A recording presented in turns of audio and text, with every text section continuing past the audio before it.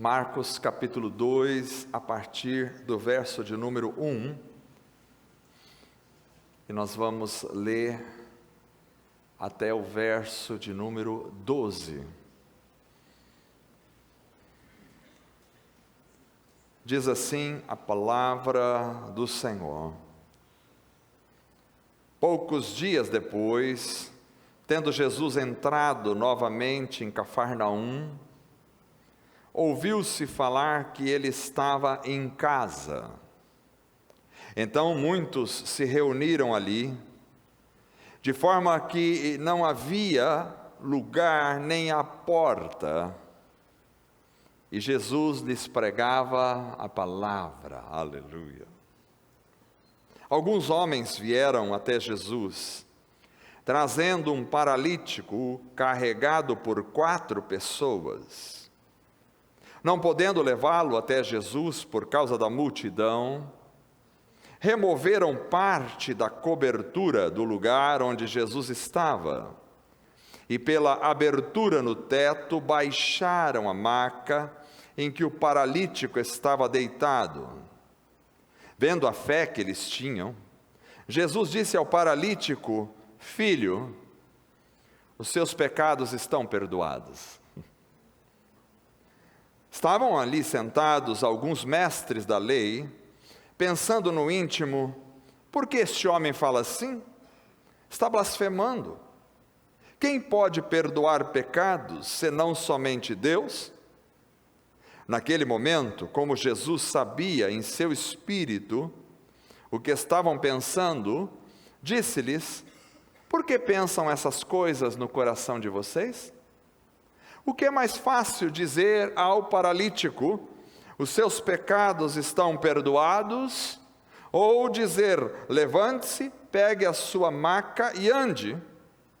Mas para que vocês saibam que o Filho do Homem tem na terra autoridade para perdoar pecados, disse então ao paralítico: eu digo a você, levante-se, pegue a sua maca e vá para casa. Ele se levantou, pegou imediatamente a maca e saiu à vista de todos. Com isso, todos ficaram admirados e glorificavam a Deus, dizendo: nunca vimos nada igual. Aleluia. Quero falar essa noite sobre o Cristo que vai além. O Cristo que vai além. Estamos diante de um texto cheio de dificuldades. Vejam vocês, há um homem paralítico numa cama. Ele vem transportado em uma maca. Jesus estava em casa. A multidão tinha enchido a casa e não havia espaços para ninguém entrar. O texto diz então que porque não havia lugar nem junto à porta, a multidão fechava a porta, Jesus está lá dentro, a casa está lotada, e o texto diz que Jesus pregava a palavra. Eu acho que esse é um ponto fundamental. Jesus não pregava outras coisas, Jesus pregava a palavra, Jesus ensinava a palavra. E eu penso que a mensagem da palavra é a mensagem para o nosso coração. Tem muita gente hoje falando sobre muitas coisas, mas o que a igreja precisa é da palavra de Deus. A igreja precisa da palavra. Só a palavra pode curar, só a palavra pode transformar uma vida, só a palavra, e somente a palavra pode alimentar verdadeiramente o coração. Só a palavra pode produzir transformação radical radical em uma vida, transformação essencial em um ser. A palavra é a mensagem do pregador, é a mensagem de Deus. Nós não temos outra mensagem. Paulo dizia: nós pregamos a Cristo. Cristo é a palavra. A nossa mensagem é Cristo. A nossa mensagem é a palavra de Deus. Nós não viemos aqui para falar de outras coisas, não viemos para falar da natureza, não viemos para falar de enormes filosofias, não viemos para falar de sociologia, não viemos para falar de discursos belos, bem programados, bem elaborados. Tudo isso pode ser muito bonito,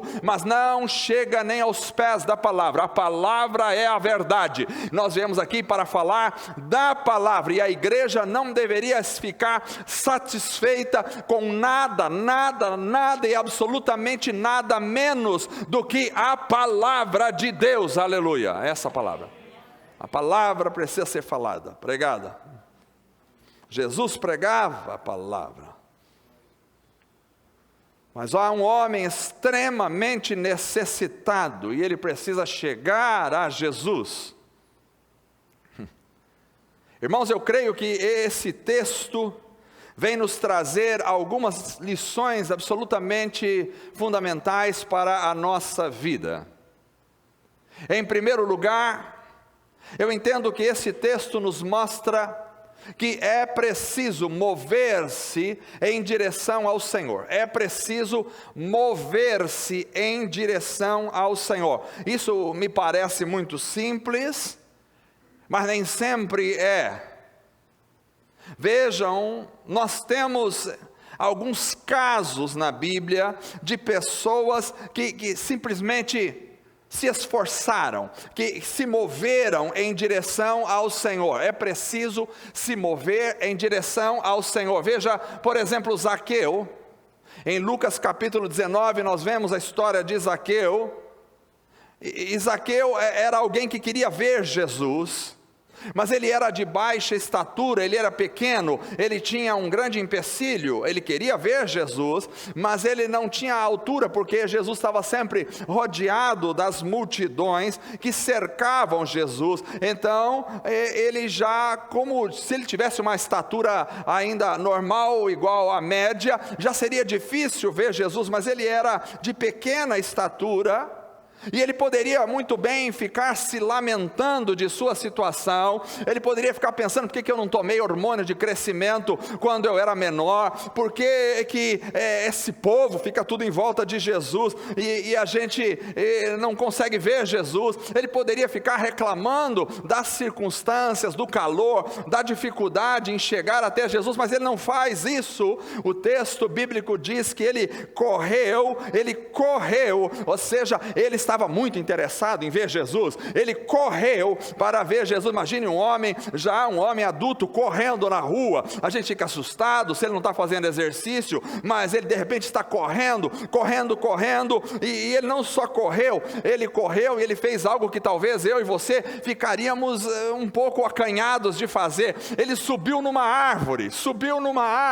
Ora bem, eu subia numa árvore quando eu tinha meus 13, 14, 15 anos, vivia nas goiabeiras, no sítio que a minha tia trabalhava. Eu vivia nas goiabeiras, enfiado nos pés de manga, subia e descia nas árvores com 54 anos de idade. Eu tenho dificuldade, eu penso duas vezes em subir em uma cadeira, eu penso duas vezes em subir em um banquinho, mas esse homem não, ele não pensou em nada disso. Ele disse: eu quero ver Jesus, e ele subiu numa árvore para ver o Senhor passar.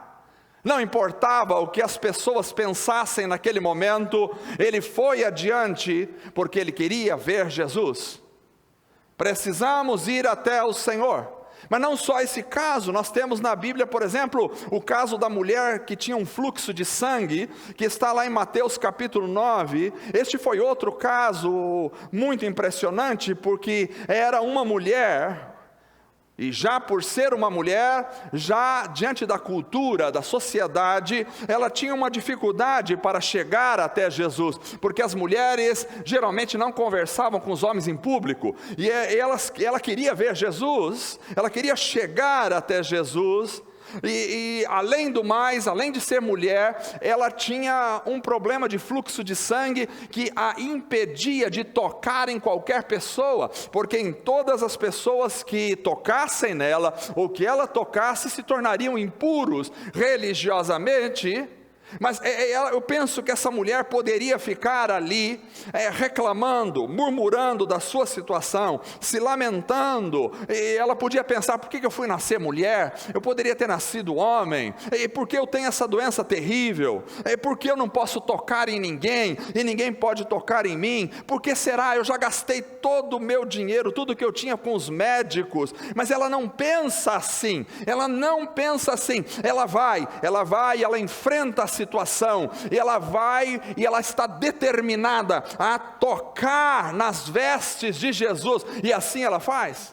Essa mulher venceu as barreiras. É preciso nos aproximarmos do Senhor. Não só esta mulher, nós temos outros casos na Bíblia, por exemplo, o Bartimeu, o cego.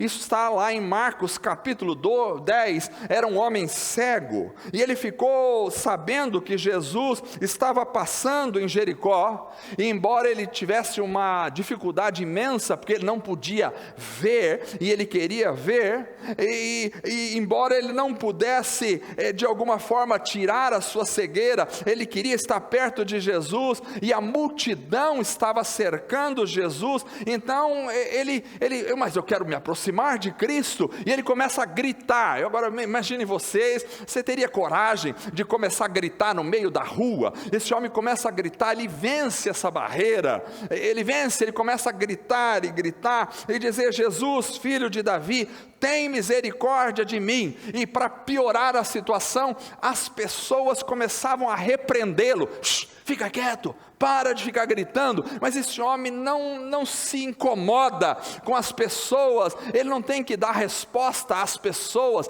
ele tem um coração determinado, ele quer se encontrar com Jesus, e ele continua gritando,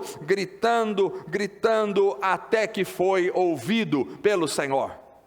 Não só Bartimeu, nós temos outros casos, por exemplo, o da mulher cananeia, que está lá em Mateus capítulo 15, é aquela mulher que vinha atrás de Jesus, clamando, Senhor, filho de Davi, tem misericórdia de mim, que a minha filha está miseravelmente endemoniada. Ela expõe, ela abre o coração, ela abre a situação da família, diante de todo mundo. Ela não está preocupada se as pessoas vão julgar a família. Eu acho que às vezes a gente tem certas barreiras, e a gente precisa vencer essas barreiras. A gente tem uma certa imagem ilusória na nossa cabeça a preservar. A gente pensa várias vezes: que será que as pessoas vão pensar de mim? Se eu fizer isso, o que será que as pessoas... E talvez seja esse o motivo, porque muita gente não recebe o poder do Espírito Santo, porque fica pensando: que será que os outros vão pensar de mim? Que será que as pessoas vão olhar para mim, e o que elas vão falar? Essa mulher não está preocupada com isso, ela está falando, está clamando, até que ela recebe aquilo que ela tanto procurava. Eu gosto de ler esses casos nas Escrituras, porque são casos de pessoas que enfrentaram a situação para se aproximar de Jesus. Mas talvez o caso mais impressionante de todos seja o deste paralítico que nós lemos esta noite. Por quê? Porque as dificuldades para este homem eram tremendas. Primeiro, ele era um paralítico, ele não podia simplesmente se levantar e andar, ele não tinha essa condição. Talvez não existissem cadeiras de roda naquela época, ele era um homem totalmente dependente da ajuda dos outros, e ele precisava que alguém o pegasse e o levasse até Jesus. Mas é difícil achar pessoas que estão disponíveis, pessoas que estão preocupadas com os outros. É difícil achar pessoas que não estão autocentradas, que não estão preocupadas consigo mesmas, que não estão pensando em si mesmas, que podem dispor de tempo para levar alguém a Cristo. É difícil achar isso. E esse homem, ele necessitava, não tinha como ele chegar a Jesus. E finalmente então, ele encontra 4 boas almas, 4 homens abençoados, que disseram: nós vamos levar você até Jesus. Eu acho que o coração dele começou a palpitar aquela hora, começou a bater mais forte. Aleluia, surge uma luz no fim do túnel. A esperança renasce no coração daquele homem. Alguém vai me ajudar. E os 4 homens então pegam aquela maca e começam a andar pelas ruas da cidade. E aquele homem fica pensando: eu não vejo a hora de chegar.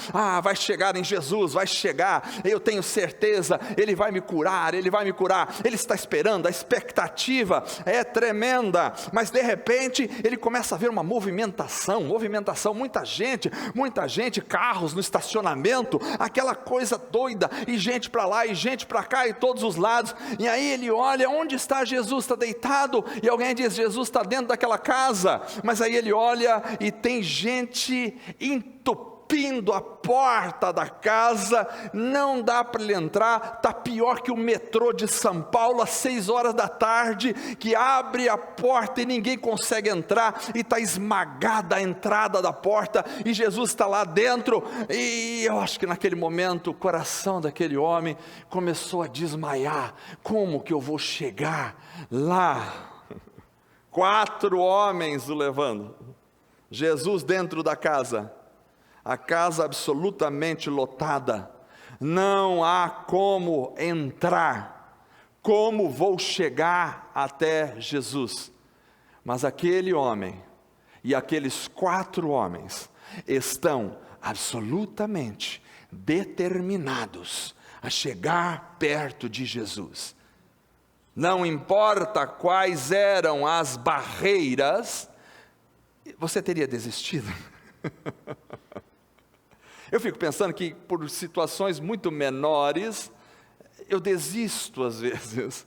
Eu olho: mas meu Deus, o sol é escaldante. Mas meu Deus, não dá, está cheio de gente, não dá para entrar. Mas meu Deus, como é que nós vamos fazer? Não passa a maca, não passa uma pessoa. Como vai passar uma maca?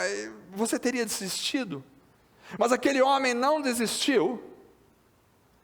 E aqueles 4 homens não estavam propensos a desistir. Eu vou dizer uma coisa para você esta noite. Talvez você esteja pensando em desistir, e esta mensagem é para você. Não desista, não pense em desistir, não pare no meio do caminho, continue, porque você vai chegar aonde precisa chegar, na presença do Senhor. Eu sei que às vezes o desânimo é grande na nossa vida.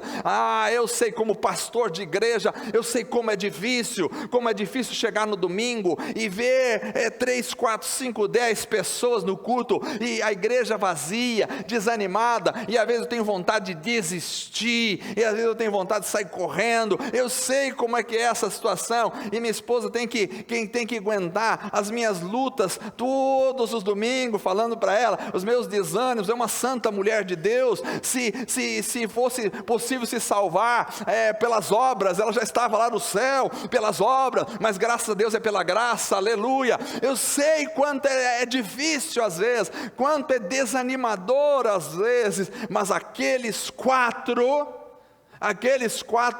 resolveram fazer o impensável.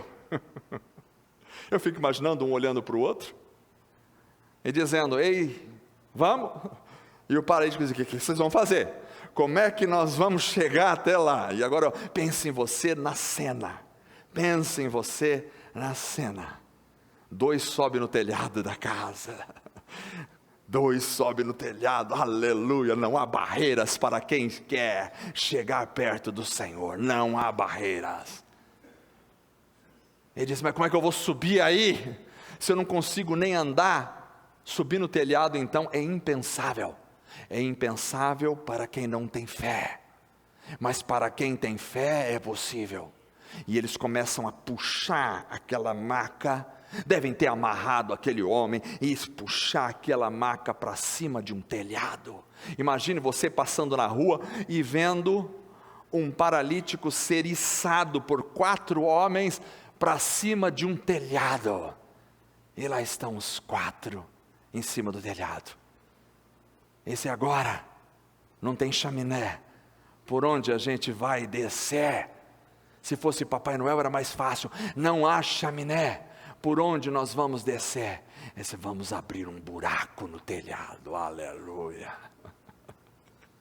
Eu começo a pensar em Jesus pregando a palavra, e daqui a pouco começa a cair palha, e daqui a pouco começa a cair terra, e a terra vai caindo na cabeça das pessoas, e pedaços de tijolo vão caindo na cabeça dos fariseus, dos saduceus que estão ali, e as pedrinhas vão caindo, e as palhas vão caindo, e de repente surge um buraquinho, e a luz do sol começa a entrar dentro de casa, e alguém de repente reclama, vai acabar com o meu telhado, quero saber depois o que vai acontecer, e de repente aquele buraco se torna um buraco imenso, e o sol está batendo lá dentro, e todo mundo está olhando, o que está acontecendo? Que absurdo é esse? E aí os homens com uma corda começam a baixar uma maca com alguém deitado à frente do Senhor Jesus. Aleluia.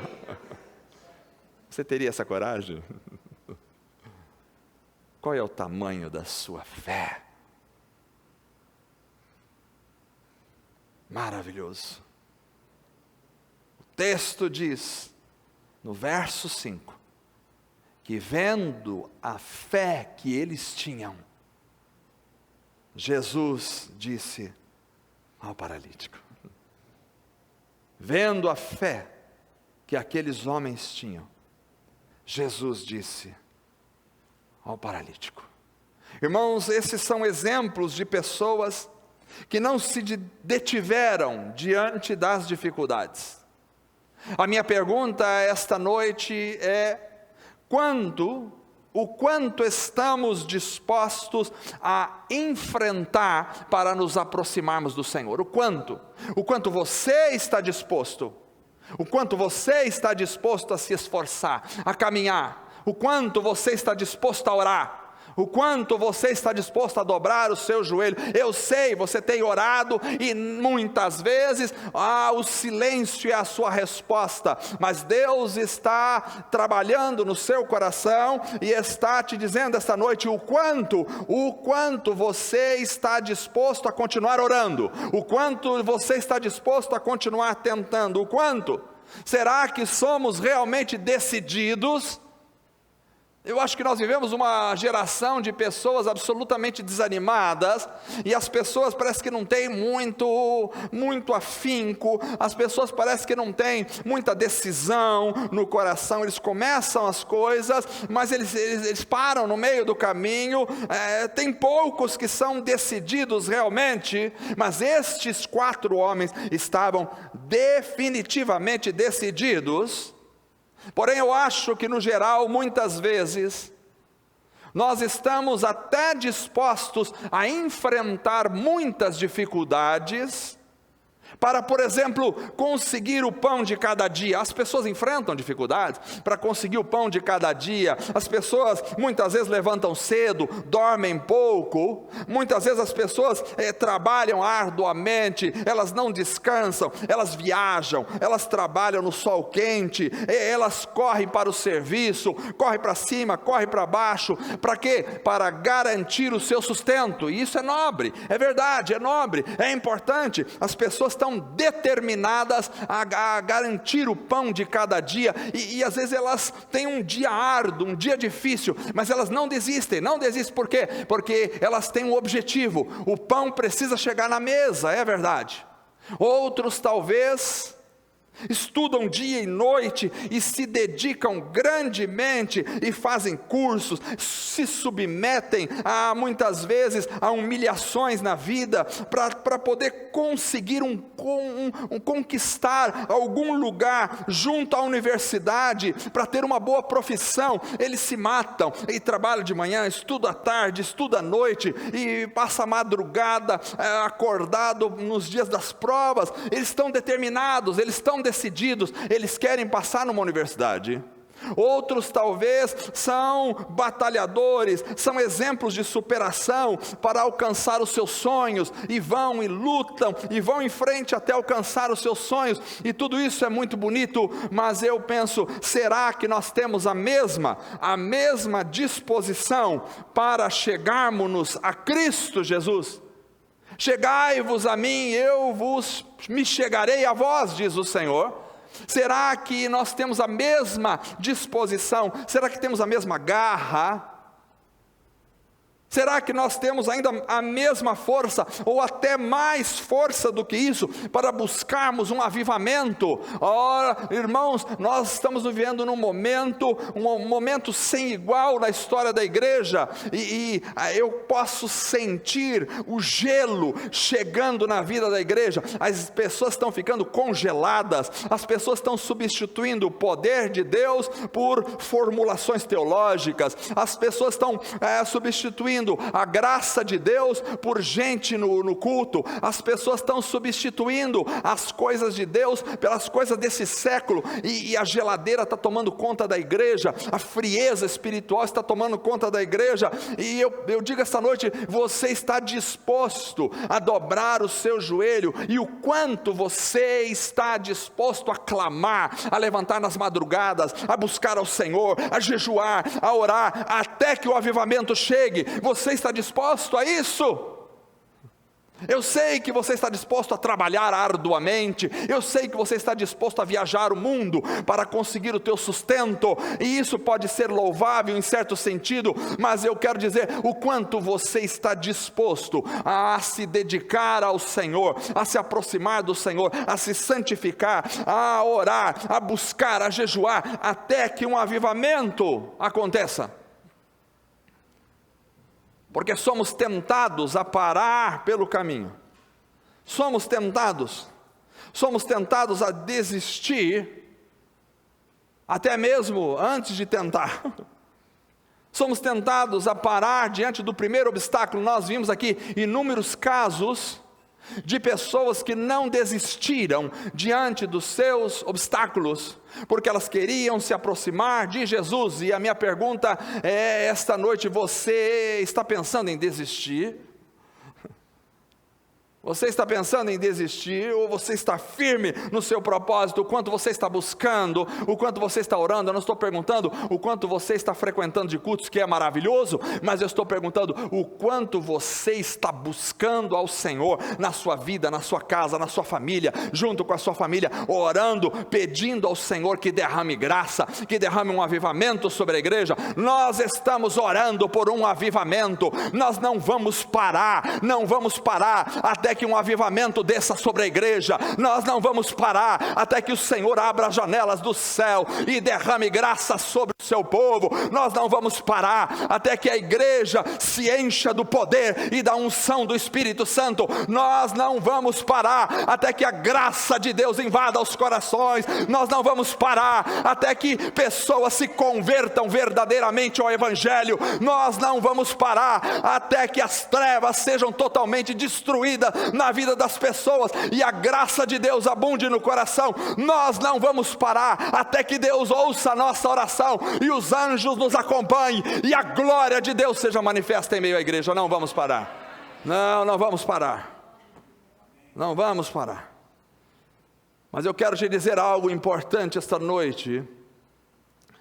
Deus não remove os obstáculos para você, não remove, mas Ele te dá forças, recursos para você removê-los. Deus faz assim. Eu vejo isso muito claramente nas Escrituras, porque às vezes a gente fica esperando que os obstáculos se removam, mas muitas vezes Deus não remove. Algumas vezes Ele pode remover, mas na maioria das vezes Ele não remove os obstáculos, mas Ele dá forças para você removê-los.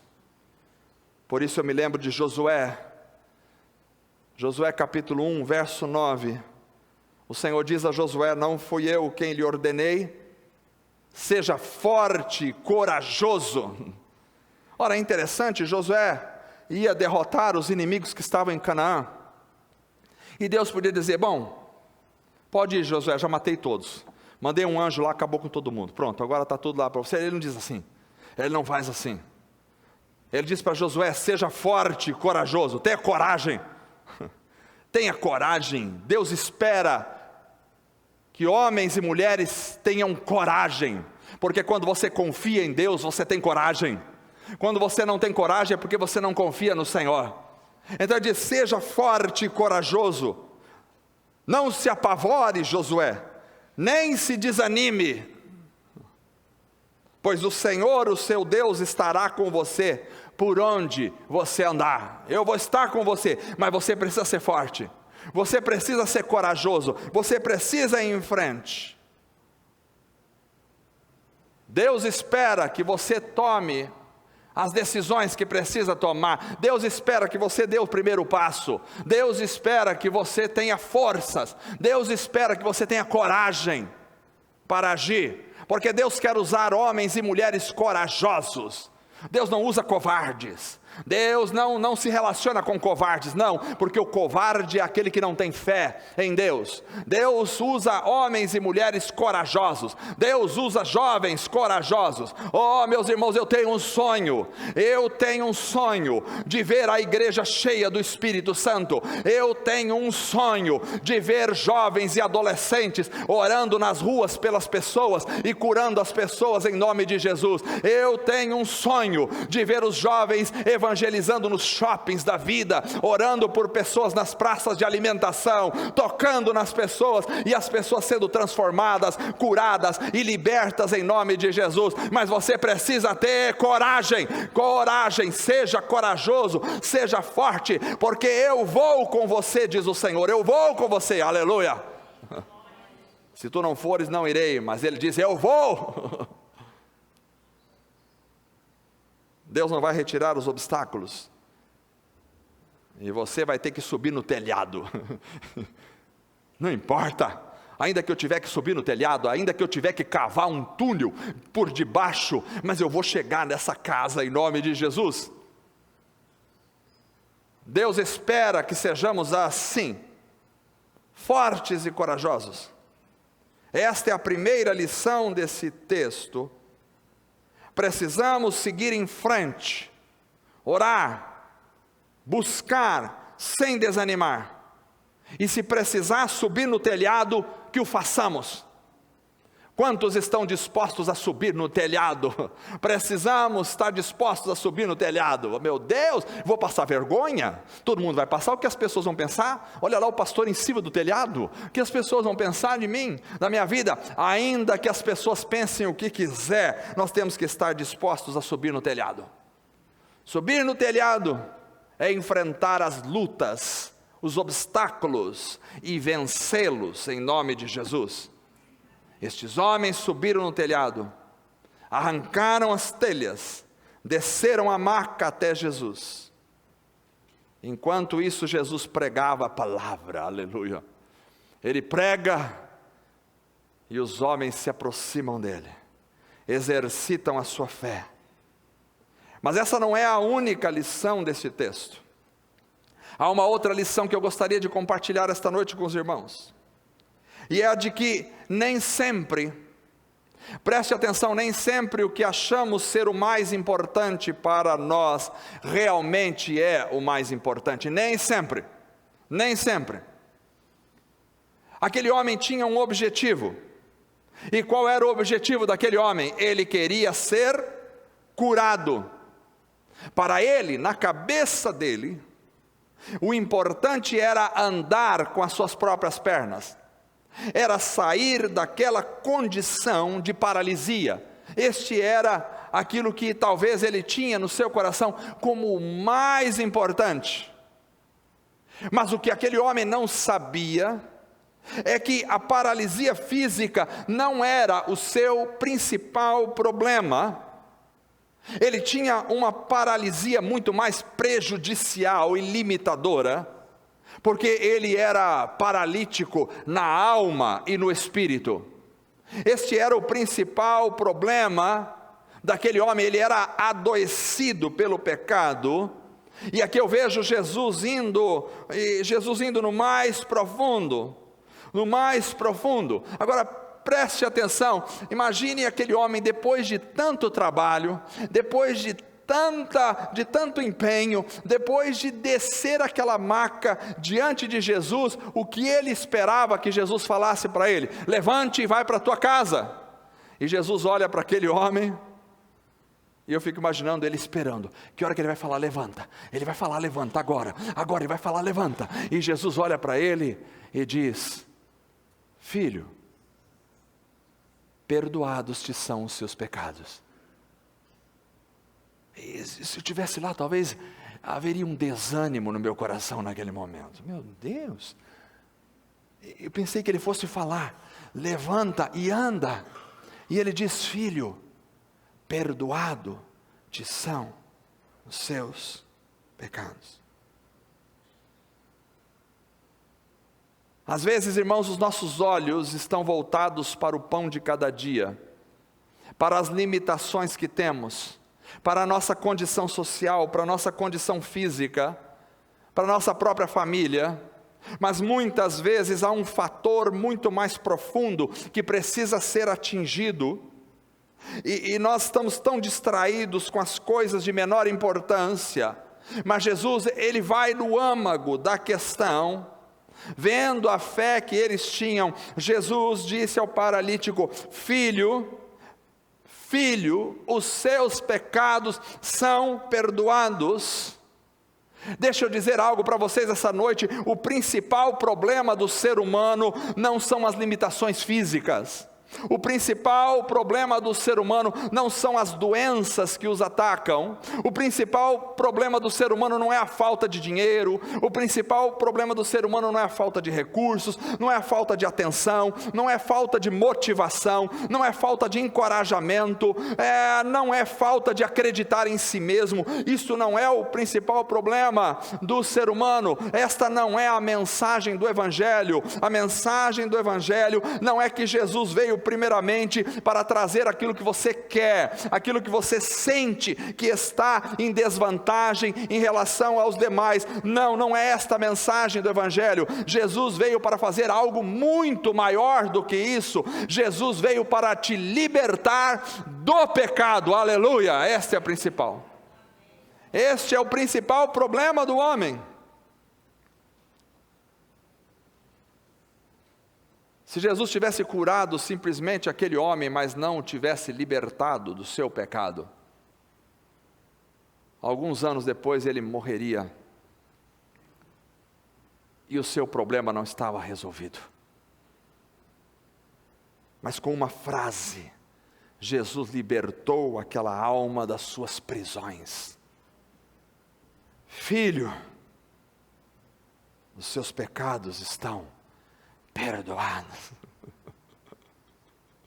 O que é que você quer? O que você quer? Eu tenho algo muito mais profundo do que você imagina para te dar. O que é que você quer? Você não está enxergando onde está o teu principal problema. Eu quero chegar no âmago da sua vida. Você pensa que é uma coisa, mas está muito além da sua capacidade imaginativa. Está muito além disso. Filho, ele o chama de filho. Ele o acolhe na família. Ele o traz para perto do coração. Ele o traz para perto da sua própria alma. Ele o adota naquele momento. Ele diz: filho, filho. É muito melhor ouvir filho do que toma o teu leito e vai para a tua casa, porque você pode tomar o teu leito e ir para a tua casa e continuar nunca sendo filho, e isto é uma tragédia. E ele diz: filho, os seus pecados estão perdoados. Irmãos, isso pode parecer o menos esperado por aquele homem, mas definitivamente era o que ele mais precisava. E às vezes nós não temos a dimensão do que realmente importa, do que realmente precisamos. A gente está pedindo coisas para Deus, quando na realidade existe algo muito mais profundo que nós precisamos, e nós não estamos alertas para isso. Por isso pedimos e precisamos orar ao Espírito Santo: dá-nos discernimento, Espírito Santo, o que é que realmente eu preciso na minha vida, o que é que realmente precisa acontecer comigo. Às vezes eu estou pedindo a Deus uma casa, mas o que Deus quer me dar é um lar e não uma casa. Às vezes eu estou pedindo a Deus uma cura, e o que Deus quer me dar é uma alma limpa e não uma cura física. Eu preciso entender o que realmente eu preciso para a minha vida. Jesus sabe o que você realmente necessita. Você acha que sabe o que necessita, mas quem sabe da sua vida é o Senhor. É Ele que sabe o que você realmente necessita. E aquele homem achava que o que ele precisava era andar, mas Jesus sabia que o que realmente importava era aquele coração perdoado, livre, liberto das prisões e da escravidão da sua própria alma. A questão foi tão importante, e preste atenção, a questão foi tão profunda, tão importante, que imediatamente ela levantou objeções. Os versos 6 e o verso 7 diz: estavam sentados ali alguns mestres da lei, pensando no íntimo: por que este homem fala assim? Está blasfemando? Quem pode perdoar pecados senão somente Deus? Vejam vocês, se Jesus tivesse curado aquele homem imediatamente e simplesmente, não se levantariam objeções? Até porque o diabo não está preocupado se você é curado ou se você não é curado de uma questão física. Ele está inquieto quando você é curado na tua alma, porque isso é que faz realmente a diferença. Então, se Jesus tivesse curado aquele homem, todos iam aplaudir, os fariseus iam aplaudir: olha, bem feito, que maravilha. Mas quando Jesus vai ao ponto central, então começa a inquietar o inferno. Quando Jesus vai ao ponto central: filho, perdoados te são os seus pecados, isso já imediatamente inquieta o coração daqueles homens. É interessante porque aqui nós vemos que o verdadeiro problema está onde não se vê. Assim como o principal problema daquele paralítico estava no interior e não no exterior, o problema daqueles mestres da lei também estava no interior, no coração deles, e não no exterior. E por isso Jesus teve que discernir no seu espírito, porque aparentemente eles não mostraram a maldade no seu coração, mas Jesus discerne no espírito o coração daqueles homens. O texto diz que eles pensaram no íntimo. No íntimo. O verdadeiro problema do ser humano está no íntimo e não nas exterioridades. No externo, aqueles homens estavam quietos, mas no interior eles chamavam Jesus de blasfemo. Se inquietaram, e quando Cristo realmente atinge o problema central da tua vida, aqueles que estão nas mãos do inimigo se inquietam,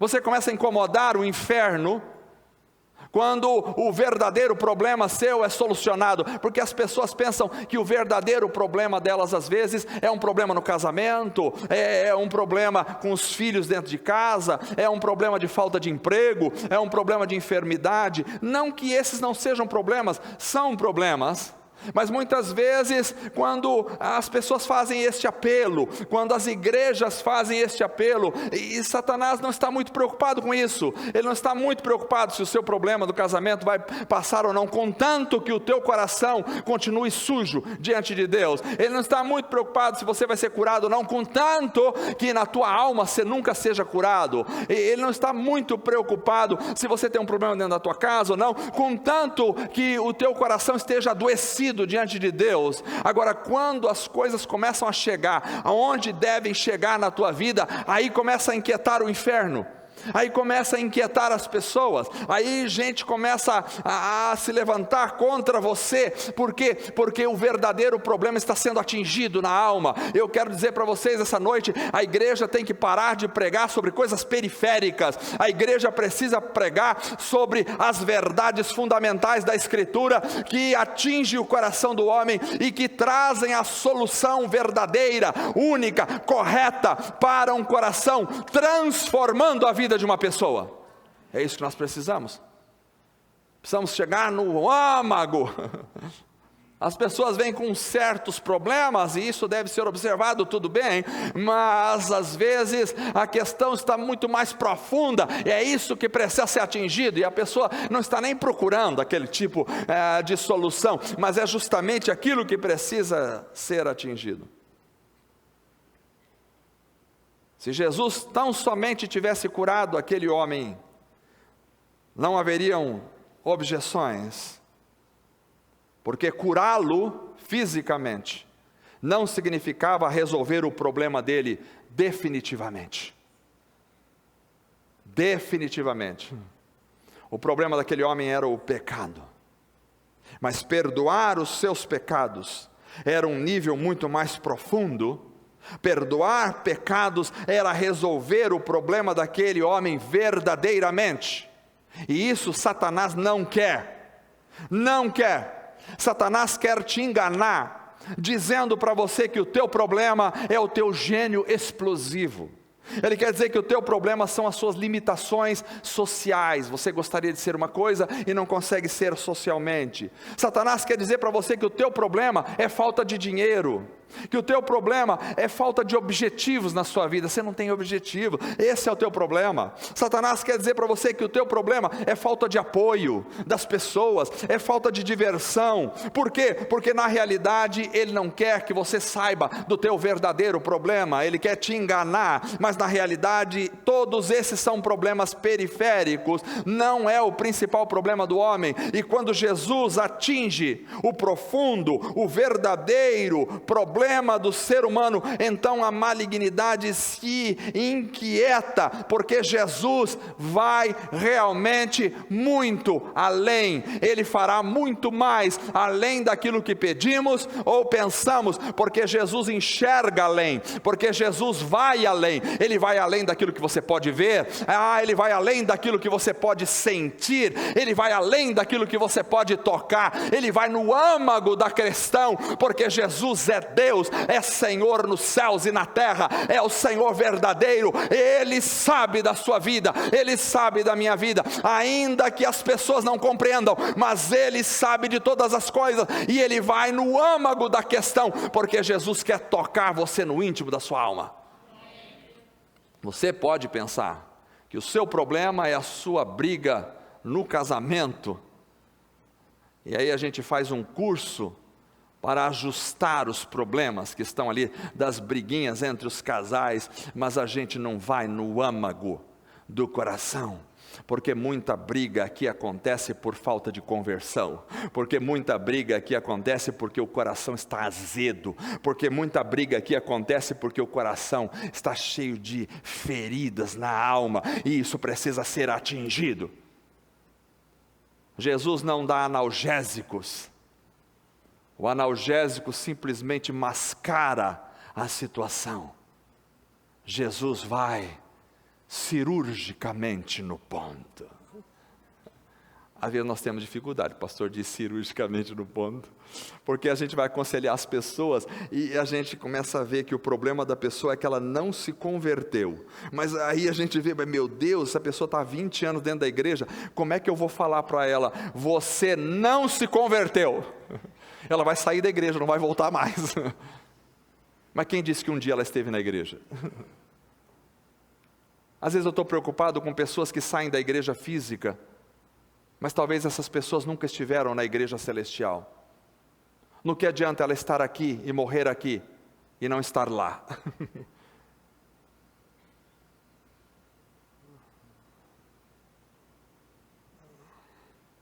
Jesus vai além de uma cura física. Ele quer curar-nos internamente. E para isso Jesus nos chama de filhos. E para isso Jesus perdoa os nossos pecados. Ser perdoado é ser curado, é ser sarado no Espírito. Ter características de filhos é o mais importante para todos nós.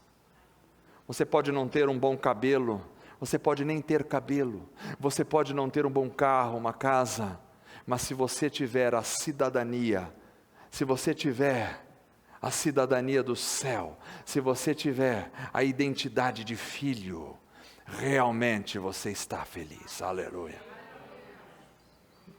Ser perdoado é a melhor coisa que pode acontecer para nós.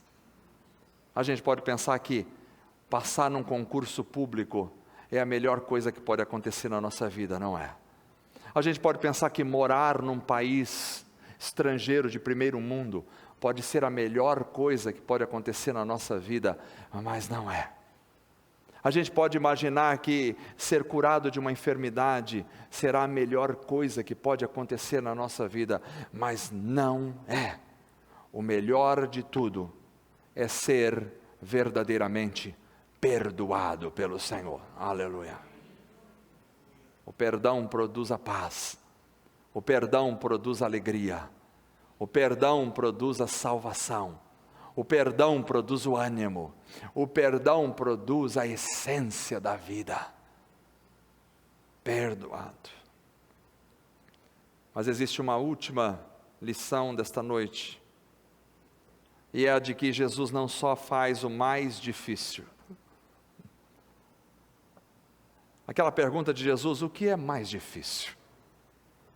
Dizer para este homem: perdoados são os teus pecados? Ou dizer: levanta, toma a sua cama e vai para a sua casa? Talvez nós diríamos: eu acho que o mais difícil é dizer: levanta, toma a sua cama e vai para a sua casa. Eu acho que talvez seria esse o mais difícil. Mas olhando para esse texto, eu desconfio que este não é o mais difícil. Eu desconfio que o mais difícil é dizer para este homem: perdoado te são os seus pecados. Sabe por quê?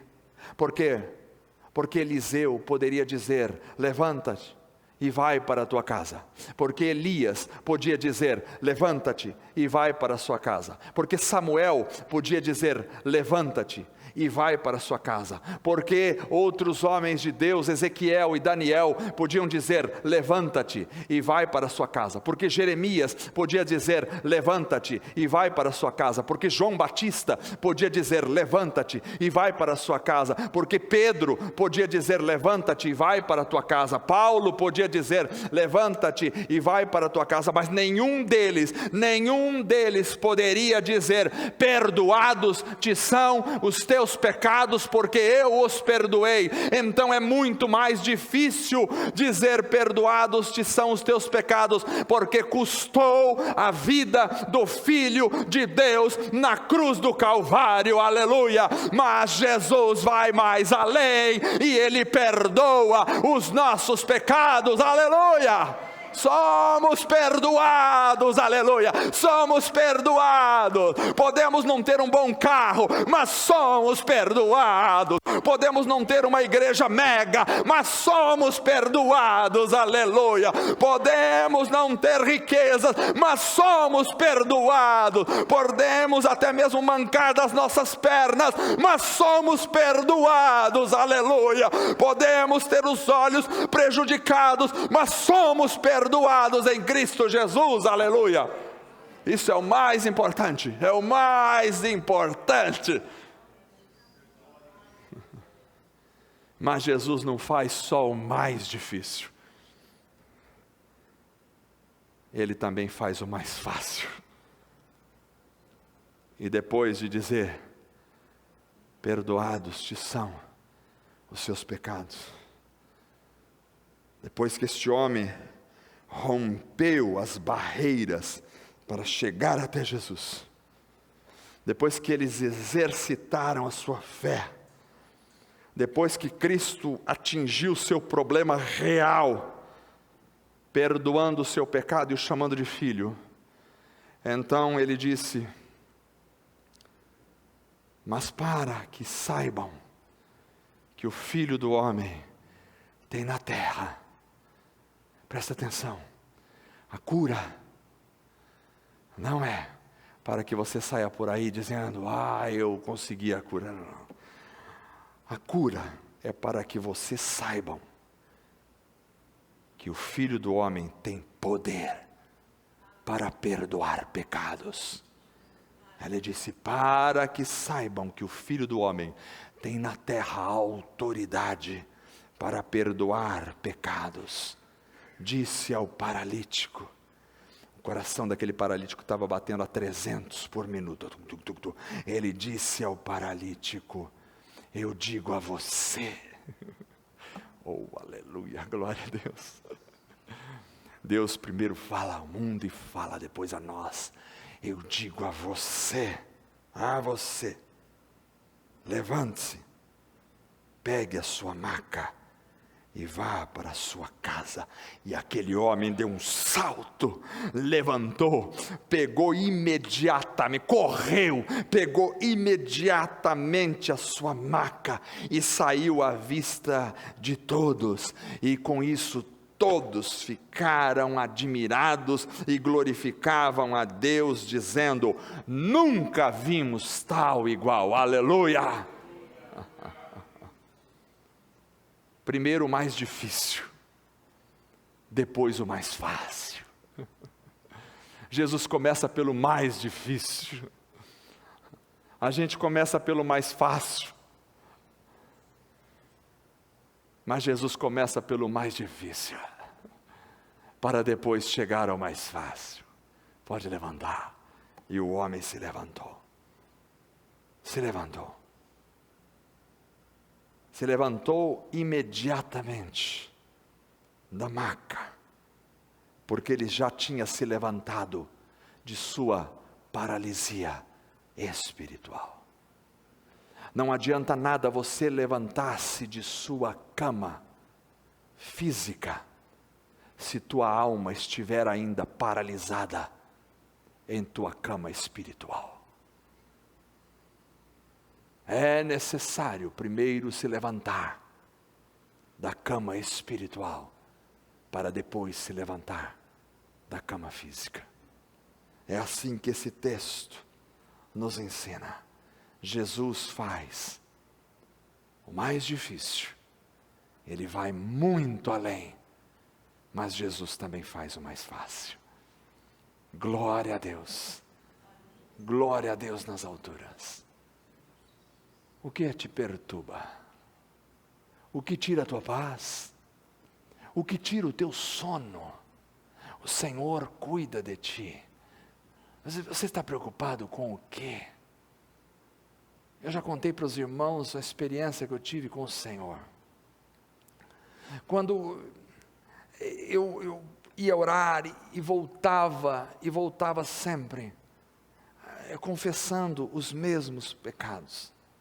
E confessava de novo, e parece que aquilo não trazia um alívio ao meu coração, e confessava, e depois eu vinha e orava, e me lembrava de alguns pecados que eu tinha cometido lá atrás, e confessava novamente ao Senhor. Aquilo me perturbava, até um dia que, na oração, o mundo espiritual, eu vou dizer uma coisa para vocês, a oração tem grande poder. A igreja deve se dedicar à oração e à busca do Senhor. Eu não estou impressionado com igrejas impactantes de números de pessoas, mas eu estou impressionado com igrejas que oram ao Senhor. E num dia de oração intensa, que mais uma vez eu confessava pecados que já tinham sido confessados, o mundo espiritual se abriu à minha frente. E eu enxerguei no meu espírito, eu não sei como isso foi, eu não consigo transmitir para os irmãos a mesma realidade daquele dia à tarde, ou de manhã, quando eu estava orando e o mundo espiritual se abriu diante da minha mente. E no mundo espiritual, o meu espírito enxergou Cristo pendurado na cruz do Calvário. E naquela cruz, Jesus falou para mim: eu já te perdoei. Aleluia, irmãos. Eu não posso contar a alegria que invadiu meu coração e a paz que invadiu meu coração naquele quarto. Foi algo inexplicável, insondável, impensável, inatingível, porque Jesus perdoa os nossos pecados. Você foi perdoado? Você se conhece como perdoado? Filho, perdoado são os teus pecados. Mas eu queria, perdoados são os teus pecados. Este é o maior troféu, o maior presente que você pode receber de Deus. É o perdão dos seus pecados, aleluia. Sabe por quê? Qualquer outra coisa que você receber, nos minutos finais da sua vida nesta terra, não valerão absolutamente nada. Mas se você tiver os teus pecados perdoados, isso fará totalmente a diferença na sua vida, aleluia. Perdoados te são os teus pecados. Parece uma coisa muito simples, mas muita gente não entende que foram perdoados os seus pecados. Muita gente está vivendo uma vida de angústia, de tristeza, porque não se percebem como perdoados na presença do Senhor. Vamos ficar em pé esta noite. Enquanto os irmãos vão subir aqui, eu gostaria de orar com a igreja esta noite. Irmãos, essa mensagem falou muito ao meu coração. É preciso se mover em direção ao Senhor. Existem obstáculos, existem barreiras, existem casas lotadas, existem pessoas ruins, existe gente impaciente, existem escuridões da vida, existem barreiras religiosas, existem barreiras sociais, mas é preciso mover-se em direção ao Senhor. Porém, nem sempre aquilo que achamos ser o mais importante para nós, realmente é o mais importante. Nem sempre. Mas Jesus, sim, Jesus não só faz o mais difícil, porque Ele vai além, muito além daquilo que pedimos ou pensamos. Ele vai além. Ele vai além.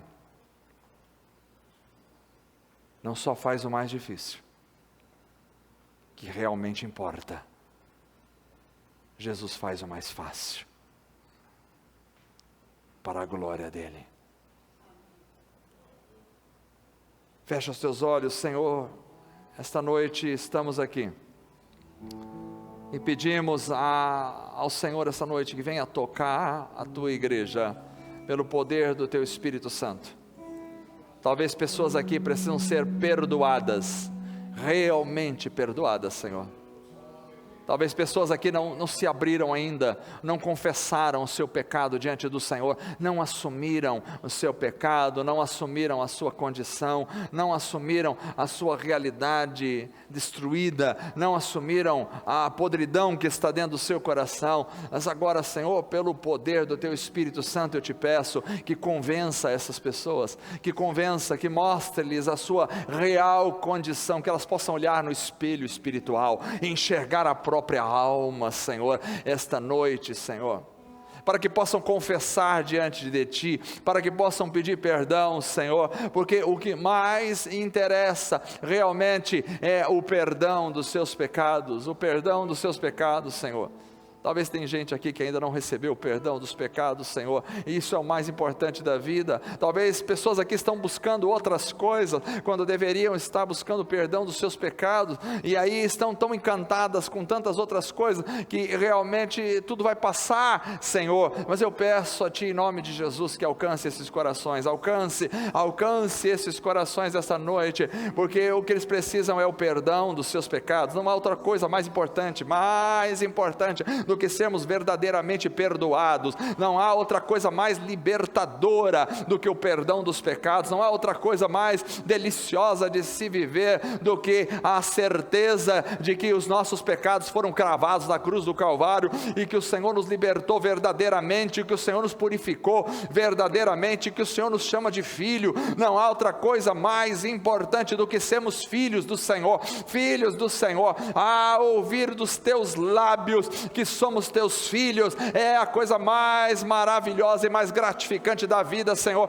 Não há nada melhor do que isso, é incomparável, Senhor, é incomparável. O mais importante é saber que nós somos filhos, Senhor. Talvez algumas pessoas aqui esta noite não sabem que são filhos, talvez algumas pessoas aqui esta noite precisam ouvir no seu espírito que são filhos do Senhor. Senhor, eu peço em nome de Jesus, que pelo Espírito Santo, Espírito de Deus, Tu que és o Consolador, Tu que ensinas todas as coisas para nós, Tu que és o nosso advogado, Tu que estás ao nosso lado, Tu que nos fortalece, Tu que nos enche da graça, da alegria, do poder, eu te peço agora, que o Senhor fale ao coração dessa pessoa, que ela possa escutar: eu sou filho, eu sou filha do Senhor, eu sou filho. É um momento de libertação esta noite, é um momento de cura da alma, aquilo que você pensa que é o teu problema, não é o teu problema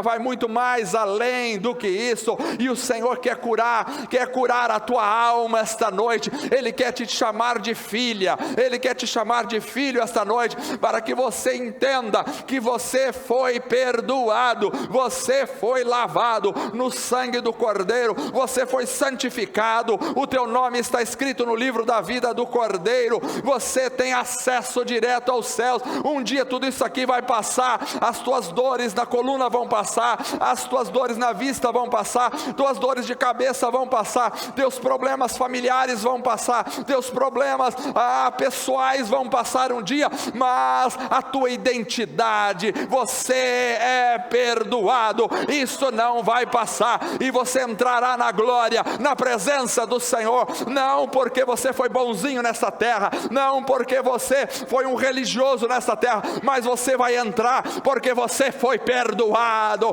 e você foi perdoado porque Cristo subiu aquela cruz e derramou o seu sangue na cruz do Calvário.